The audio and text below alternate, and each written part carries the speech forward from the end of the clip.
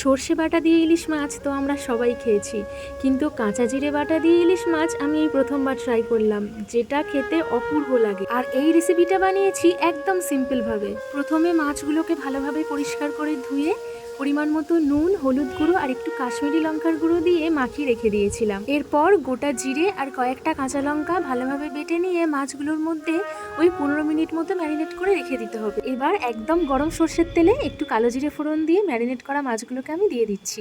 মাছগুলো একটু নাড়াচাড়া করার পর যখন হালকা হালকা ভাজা হয়ে আসবে, সাথে মশলাটাও যখন ভালোভাবে কষা হয়ে যাবে, এখানে একদম অল্প পরিমাণে জল অ্যাড করছি। এরপর লো টু মিডিয়াম ফ্লেমে 25 মিনিটের মতো ঢাকা চাপা দিয়ে রেখে দিতে হবে। তারপর আর কি, 25 মিনিট পরে খুলে দেখলাম আমাদের জিরা ইলিশ একদম রেডি। নামানোর সময় একটু কাঁচা সর্ষের তেল আর কয়েকটা চেরা কাঁচা লঙ্কা দিয়ে দিয়েছি। আর আমার এই রেসিপিটা যারা দেখলে, তোমরা যদি এইরকম ভাবে ইলিশ মাছের রেসিপি না করে থাকো, তাহলে আমি বলবো অবশ্যই একবার ট্রাই করো। চলো, টাটা।